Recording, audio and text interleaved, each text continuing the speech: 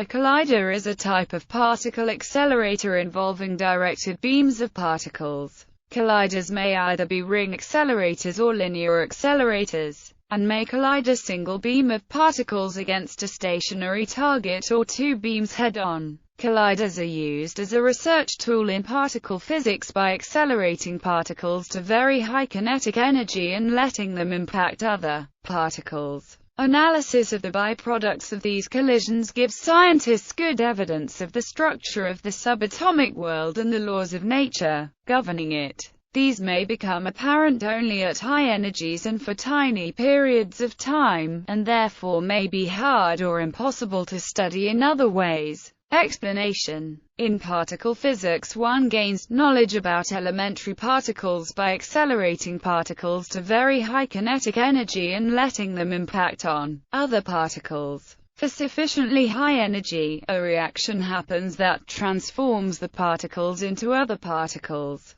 Detecting these products gives insight into the physics involved. To do such experiments, there are two possible setups. Fixed target setup.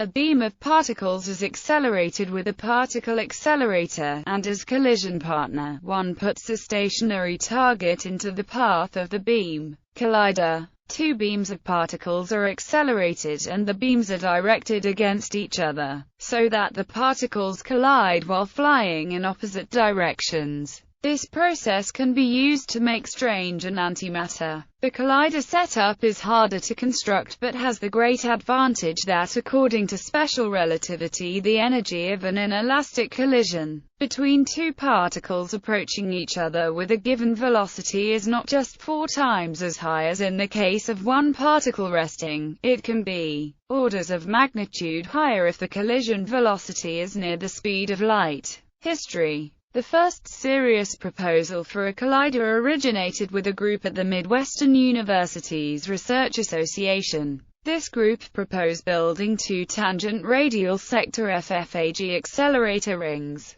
Chihiro Okawa, one of the authors of the first paper, went on to develop a radial sector FFAG accelerator design that could accelerate 2 counter-rotating particle beams within a single ring of magnets. The third FFAG prototype built by the Mura Group was a 50 MeV electron machine built in 1961 to demonstrate the feasibility of this concept. Gerard K. O'Neill proposed using a single accelerator to inject particles into a pair of tangent storage rings. As in the original Mura proposal, collisions would occur in the tangent section. The benefit of storage rings is that the storage ring can accumulate a high beam flux from an injection accelerator that achieves a much lower flux. The first electron-positron colliders were built in late 1950s, early 1960s in Italy, at the Istituto Nazionale di Fisica Nucleare in Frascati near Rome, by the Austrian-Italian physicist Bruno Tuschik, and in the U.S., by the Stanford-Princeton team that included William C. Barber, Bernard Gittelman, Jerry O'Neill, and Burton Richter. Around the same time, in the early 1960s, the VEP-1 electron-electron collider was independently developed and built under supervision of Gersh Bucher in the Soviet Institute of Nuclear Physics.